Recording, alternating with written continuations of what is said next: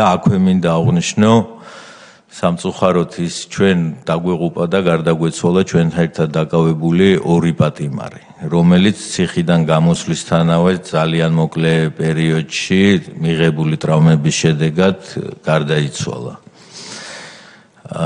ერთ-ერთი ჩვენი მეგობარი იყო და არის დღესაც მასე ჯემალ სურამელაშვილი, რომელიც ჩვენ რომ მანქანებში გადაგვანაწილეს, რატო მაინდა-მაინც მაგასთან მოინდომეს ასეთი ანგარიშსწორება მე ჩემთვის გაუგებარი იყო, მაგრამ ჯემალი ჩააბეს მანქანაზე და ათრიეს. ანუ უყურებდით ამას, ანუ მთელი ეს გზა ათრიეს და აბსოლუტურად საშინელ დღეში იყო. რომელი მთელი ეს გზა? ყინწვისის ეხლა თლიანი მონაკვეთი თუ რამთხელა მონაკვეთი არ ვიცი, რასაც მე ვხედავდი მონასტრიდან მთელი ეს ასე ვთქვათ ის არის რა ქვია. ხო, სანამ ცენტრალურ გზამდე ჩახვიდოდი.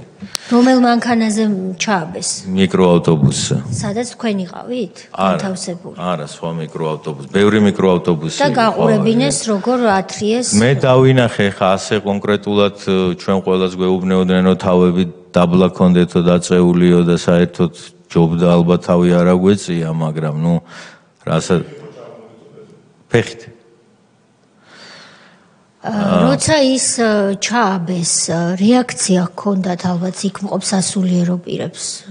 რეაქცია ხო, რეაქცია საერთოდ ჩვენ დაკავებისას სასულიერო პირებს საკმაოდ ისეთი რეაქცია ჰქონდათ, რომ რა შვებითო საერთოდ და როგორც კი ასე ვთქვათ გამოგვესარჩლენ სასულიერო პირები, მაგათაც მოხვდათ. რას ნიშნავს მოხვდათ? ცემეს მარტივად. ბერები, კი ბატონო, ცემეს. ვინ ცემა? სპეცრაზმა. კარდავაც კონკრეტულად ვინ ურტყავდა მაშინ არ მიმიქცევია, იმიტომ რომ ერთადერთი კარდავა და კიდე ერთი ადამიანი იყო სახის მასკის გარეშე. დანარჩენი ყველა ნიღბებში იყვნენ და თქვენი თვალით დაინახეთ რომ ბერები ცემა სპეცრაზმა. ყველამ დავინახეთ, კი ბატონო, ყველამ დავინახეთ. დაზიანებები მიიღეს ისე ცემეს თუ როგორ ცემეს? ნუ არა ესეთი უმოწყალოდ არ უცემიათ, მაგრამ ნუ ურტყეს ყველა და ყველა ძირს და დაყარეს რა ცემის შედეგად. როცა ჩამოხვედით ცენტრალურ გზაზე, ბატონი ჯემალი ცოცხალი იყო ამ დროს?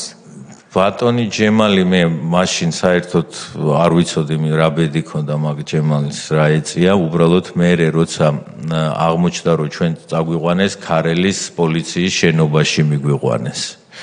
ჯემალი იქ იდგა, თუ მაგას დგომა შეიძლება, ნუ რაღაც აყუდებული იყო, ასე ჩამწკრივებულები იყვნენ ბიჭები.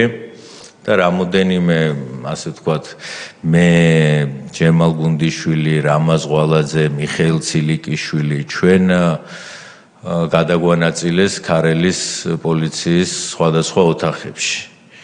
და იქ ნახეთ რომ ეს მანქანაზე გამომული არა ის იქ ეთყობა სადღაც გზაში მოხსნეს და არ ქონდა დაზიანებები?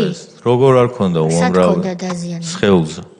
სხეულზე სად? თავზე? ზურგზე და მხრებზე. გასაგებია.